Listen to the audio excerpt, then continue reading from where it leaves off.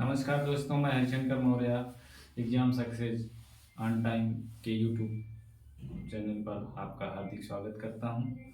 और मैं आपको आज जियोग्राफी सब्जेक्ट में पहला टॉपिक भारत की स्थिति एवं विस्तार को हम लोग पढ़ेंगे, और जो कि भारत भूगोल से संबंधित है और जो है बहुत ही इम्पोर्टेंट टॉपिक है। सभी प्रतियोगी परीक्षाओं में 2 से 3 नंबर यहाँ से आपको ज़रूर देखने को मिलेंगे। कोई भी एग्ज़ाम हो, स्टेट लेवल या सेंट्रल गवर्नमेंट लेवल का कोई भी एग्ज़ाम हो, यहाँ से आपको इस टॉपिक से 2 से 3 क्वेश्चन आपको ज़रूर देखने के लिए मिलेंगे। तो ज़्यादा वक्त ज़ाया न करते हुए चलिए हम लोग अपने जो है टॉपिक पर आते हैं। और हमारा पहला टॉपिक है भारत की स्थिति एवं विस्तार। तो हम लोग इसका जो है पॉइंट टू पॉइंट अध्ययन करते हैं। ठीक, तो चलिए, भारत एशिया महाद्वीप में स्थित है। आप लोग को पता ही है कि भारत हमारा किस महाद्वीप में है, एशिया महाद्वीप में स्थित है, जो कि दक्षिण एशियाई भाग कहलाता है। भारत दक्षिण एशियाई देश कहलाता है। ठीक है, तो आपसे ऐसा भी पूछा जा सकता है कि भारत एशिया में किस तरफ स्थित है। समझ पा रहे हैं ना? तो अगर महाद्वीप का नाम न देकर दक्षिण एशिया, पूर्वी एशिया, पश्चिमी एशिया, और एक क्वेश्चन आपको बना भी है, देखने को लिए भी मिला होगा। तो हमारा भारत जो है दक्षिण एशिया में आता है। ठीक है, अगला देखते हैं, जिसकी आकृति मतलब इसकी बनावट कैसी है। तो भारत की आकृति जो है चतुष्कोणीय है। ठीक, कैसी है? चतुष्कोणीय है। हमारा भारत किस महासागर में स्थित है? तो हमारा भारत जो है हिंद महासागर के उत्तर में स्थित है। इधर हिंद महासागर के उत्तर में स्थित है। क्षेत्रफल की दृष्टि से भारत का हमारा विश्व में कौन सा स्थान है? 7वां ना। तो आपको सारे फैक्ट एक जगह पर मिल रहे हैं, इसका जो है भरपूर उपयोग कीजिएगा ना। अत्यंत ही उपयोगी फैक्ट हैं। यहाँ आपको जो है इधर उधर की बातें ना बताकर सीधे आपको फैक्ट पढ़ाया जा रहा है, जो कि आपको देखेंगे कि पहली बार भारत की स्थिति विस्तार से संबंधित जितने भी क्वेश्चन होंगे आपको इसी टॉपिक से मिल जाएंगे। नहीं तो आप लोग खुद जो है चाहे जहाँ से पढ़ रहे होंगे, आप देखिएगा कि आपको सारे क्वेश्चन एक ही जगह पर इस टॉपिक के यहाँ पर मिलने वाले हैं। तो क्षेत्रफल की दृष्टि से भारत का हमारा 7वां स्थान है ना। और यहाँ तो पूछता ही है कौन सा स्थान है, लेकिन कभी कभी ये भी पूछ लेता है कि 7वां के पहले पहला, दूसरा, तीसरा, चौथा, 5वां, 6वां भी पूछा जा सकता है। तो इसलिए हम इसको क्रम से याद रखेंगे। पहले नंबर पर रूस है, दूसरे नंबर पर कनाडा है, तीसरे नंबर पर यूएसए है। ठीक, और चीन है, ब्राजील है, ऑस्ट्रेलिया है। 7वें नंबर पर हमारा भारत देश है। तो ये हो गया जो है भारत का। अगला देखते हैं भारत का क्षेत्रफल। तो काफ़ी लोग जानते होंगे 32,87,263 वर्ग किलोमीटर भारत का क्षेत्रफल है। 32,87,263 वर्ग किलोमीटर क्षेत्रफल है, जो विश्व के क्षेत्रफल का कितना गुना है? तो 2.4%। ये क्वेश्चन पूछा जाता है कि भारत का क्षेत्रफल विश्व के क्षेत्रफल के कितने गुना है। तो आप लोग ध्यान रखिएगा कि 2.4% है। भारत की जनसंख्या भी पूछ लेता है, भारत की जनसंख्या कितनी है। तो भारत की जनसंख्या के मामले में जान ही रहे हैं कि हमारा भारत जो है ऐसे तो पहले स्थान पर आ गया है, लेकिन अभी जो आंकड़े बाहर नहीं आए हैं, इसलिए हम लोग अभी दूसरा ही स्थान मानते हैं। तो चाइना को मानते हैं पहले स्थान पर, दूसरे स्थान पर भारत को। तो पूछा जाता है कि भारत की जनसंख्या विश्व की जनसंख्या के कितनी गुनी है। तो आप लोग ध्यान रखिएगा, भारत की जनसंख्या विश्व की जनसंख्या के 17.5% है। तो इस फैक्ट को भी याद रखिएगा। अगला है भारत की तट रेखा। भारत की तट रेखा पूछा जाता है कितने राज्यों में है, तो 9 राज्यों में। आप लोग याद रखिएगा कि भारत की तट रेखा जो है 9 राज्यों से होकर जाती है। भारत की स्थलीय सीमा पूछ लेता है आपसे, भारत की स्थलीय सीमा कितनी है, तो 15,200 किलोमीटर। सारे फैक्ट आपको दिखेंगे। भारत की स्थलीय सीमा कितनी है, 15,200 किलोमीटर। भारत की पूर्व से पश्चिम की लंबाई, भारत की पूर्व से पश्चिम की लंबाई कितनी है, तो 2933 किलोमीटर। अब यहीं पर बात नहीं होती है कि मान लो थोड़ा सा आपको क्वेश्चन कठिन कर देता है या घुमा देता है, तो किलोमीटर में ना देके आपसे क्या कर लेगा, मील में पूछ लेगा। तो आप इसको भी जानते रहिए कि 2933 किलोमीटर या 1822 मील। आप लोग इसको नोट करते रहिएगा, बहुत ही काम की चीज़ है आपके। बहुत ही आसान भाषा में सारे क्वेश्चनों को कलेक्शन एक ही जगह पर करके आपको पढ़ा रहे हैं। भारत की उत्तर से दक्षिण लंबाई कितनी है, 3214 किलोमीटर। भारत की तट रेखा की लंबाई 7516.6 किलोमीटर। 7516.6 किलोमीटर भारत की तट रेखा की लंबाई आपसे पूछे कितनी है, तो 7516.6 किलोमीटर। ये तो हम लोग अभी पढ़ते आ रहे हैं, लेकिन अभी कुछ समय पहले नया शोध हुआ है जिसके अनुसार इसकी जो है लंबाई बढ़ गई है 11,098.81 किलोमीटर हो गई है। तो मान लीजिए आपको नया आंकड़ा आप जो है विकल्प में मिले तो इस पर भी थोड़ा सा ध्यान रखिएगा। बाकी 7516.6 किलोमीटर आपको याद रखिएगा, या दोनों रखना है, ठीक है।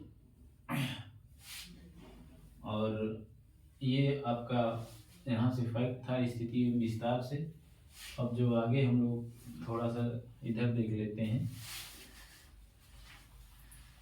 हमने दिखाया है कि भारत की स्थिति कैसी है। जो ये हमारा पूर्व है, ये पश्चिम है, ये उत्तर है, ये दक्षिण है, सारे लोग आप जानते होंगे। पूर्व में अरुणाचल प्रदेश जो है सुदूर पूर्वी राज्य माना जाता है हमारा। तो जो इसकी सबसे पूर्वी सीमा पूछता है आपसे कि भारत की सबसे पूर्वी सीमा क्या है, तो अरुणाचल प्रदेश में एक किबीथू नामक स्थान है जिसे किबीथू के नाम से जाना जाता है। वहीं पर अगर भारत की सबसे पश्चिमी सीमा पूछता है तो गुजरात में गौरमाथा नामक एक स्थान है जो भारत की सबसे पश्चिमतम बिंदु है। और अब देखते हैं ऊपर उत्तर पूछा जाएगा कि भारत का सबसे उत्तरी बिंदु कौन सा है, तो जम्मू कश्मीर में एक जगह है इंद्रकौल। तो सबसे उत्तरी छोर जो है हमारे भारत का इंद्रकाल है। और वहीं पर भारत के सबसे दक्षिणतम बिंदु, अगर थोड़ा सा यहाँ ध्यान देने वाली बात है, मुख्य भूमि का पूछेगा तो कन्याकुमारी, जिसे हम केप कॉमरीन के नाम से जानते हैं। क्या, दक्षिणतम बिंदु कन्याकुमारी या केप कॉमरीन, ठीक है। वहीं पर ये तो मुख्य भूमि का भाग है, कन्याकुमारी केप कॉमरीन मुख्य भूमि का भाग है। अगर आपसे पूछ लिया जाए कि इससे भी दूर सुदूर दक्षिण और दक्षिण, तो हमारा जो अंडमान निकोबार है वहाँ पर एक है इंदिरा पॉइंट, ठीक समझ रहे हैं ना।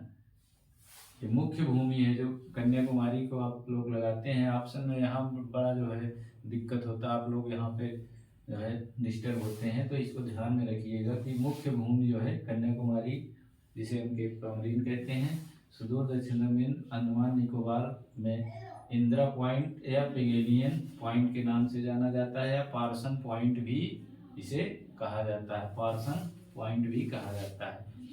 तो इधर से ये फैक्ट था।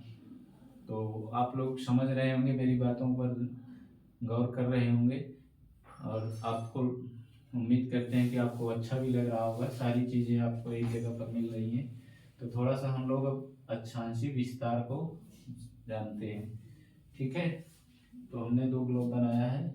एक देखिए अक्षांश और एक देशांतर।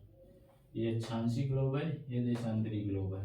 तो इस पे थोड़ा सा पहले हम लोग ये जान लेते हैं कि अक्षांश होता क्या है। पृथ्वी के केंद्र से मापी गई कोणीय दूरी ना, पृथ्वी के केंद्र से मापी गई कोणीय दूरी जो होती है, पृथ्वी के केंद्र से मापी गई जो दूरी होती है कोणीय दूरी ना, क्या कहलाती है? अक्षांश कहलाता है। पृथ्वी के, मान लो पृथ्वी है, इसका एक केंद्र है, इससे मापी गई कोणीय दूरी क्या है? अक्षांश कहलाता है ना। अक्षांश रेखाएं वे काल्पनिक रेखाएं, इतनी परिभाषा थोड़ा सा जान लीजिए। वे काल्पनिक रेखाएं होती हैं जो पृथ्वी के चारों ओर, वे काल्पनिक रेखाएं होती हैं जो पृथ्वी के चारों ओर ना, पूर्व से पश्चिम में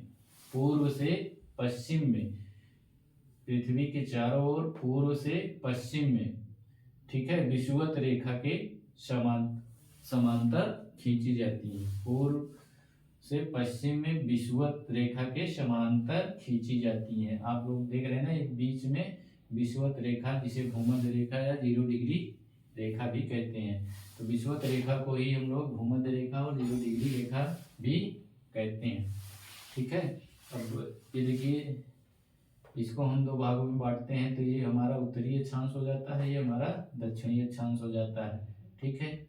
ये बीच में क्या है? 0 डिग्री या भूमध्य रेखा है। अब इसी के ऊपर चलते हैं, ऊपर उत्तरी अक्षांश में 23.5 डिग्री, 23.5 डिग्री क्या होता है? कर्क रेखा। और दक्षिणी अक्षांश में 23.5 डिग्री क्या होता है? मकर रेखा। समझ रहे हैं ना? ये जो रेखाएं हैं ना, ये अक्षांश जो है ये समांतर होते हैं। जब ये आपको ध्यान रखिएगा, नहीं तो कभी पूछ लिया जाएगा, दिक्कत हो जाएगी। ये जो रेखाएं हैं इसमें अक्षांशों में समांतर होती हैं, लेकिन देशांतर वाले में समांतर नहीं होती। इस बात को आप लोग गौर करिएगा कि अक्षांशों में अक्षांशी रेखाएं समांतर होती हैं, जबकि देशांतरी रेखाएं समांतर नहीं होती हैं। और अगर थोड़ा सा और डीप में जाएगा क्वेश्चन, तो आपसे पूछ लेगा कि ये दो देशांतरों के बीच की दूरी कितनी होती है। तो ध्यान रखिएगा 111 किलोमीटर। कितनी? 111 किलोमीटर। दो देशांतरों के बीच की दूरी 111 किलोमीटर। अब आपसे पूछ सकता है कि ये जो अक्षांशी हमारा जो है वृत्त है ना, इसमें कुल कितने भागों में बांटा गया है। तो आप लोग ध्यान रखिएगा, 89 उत्तरी और 89 दक्षिणी प्लस एक भूमध्य रेखा। 89 उत्तरी, 89 दक्षिणी प्लस एक भूमध्य रेखा, कुल मिला के 89 प्लस 1 बराबर 179। अब ग्लोब में विषुवत रेखाओं की संख्या अगर आपसे पूछ ले कि ग्लोब में विषुवत रेखाओं की कुल संख्या कितनी होती, तो आप लोग ध्यान रखिएगा 179,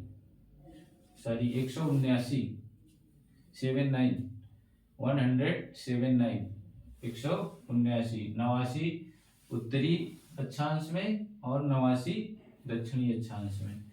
तो हम समझ सकते हैं कि आप लोग को समझ में आ रही होगी बातें और अच्छा लग रहा होगा। और ऊपर बताया ना कि उत्तरी अक्षांश, नीचे दक्षिणी अक्षांश। तो हमारा भारत भी जान लीजिए कि कहाँ है।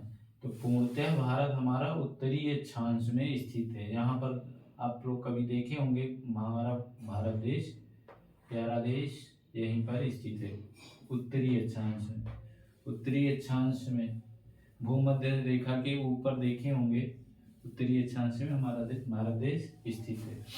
तो ये रहा अक्षांशी विस्तार। थोड़ा सा हम देशांतरी विस्तार को भी देख लेते हैं। तो देशांतरी विस्तार देखो, बीच में जैसे वहां पे भूमध्य रेखा थी, यहाँ बीच में क्या है? प्रधान यामोत्तर रेखा, या इसी को हम लोग ग्रीनविच रेखा भी कहते हैं। प्रधान यामोत्तर रेखा या ग्रीनविच रेखा, 0 डिग्री देशांतर रेखा को प्रधान यामोत्तर रेखा या ग्रीनविच रेखा बोलते हैं। अभी आपने यहाँ पर देखा था कि इसके बीच की दूरी 111 किलोमीटर है। अब यहाँ पर 111.33 किलोमीटर, थोड़ी सी दूरी इसके बीच की बढ़ जाती है। दो देशांतर रेखाओं के बीच की दूरी 111.33 किलोमीटर। अक्षांशीय रेखाओं में दो अक्षांशीय रेखाओं के बीच की दूरी 111 किलोमीटर। ठीक, उसी तरीके से इधर पूर्वी देशांतर रेखा, इधर पश्चिमी देशांतर रेखा। हमने बताया कि ये समान रेखाएं समांतर होती हैं, ये रेखाएं समांतर नहीं होती हैं। ठीक, ये आपने अक्षांशीय विस्तार को समझा। अब हम आगे थोड़ा सा बता देते हैं। एक कर्क रेखा जो है, कर्क रेखा भी यहाँ पर 23.5 डिग्री पड़े ना, ये भारत के बीचों बीच से होकर गुजरती है, जो कि 8 राज्यों को काटते हुए निकलती है। कितने?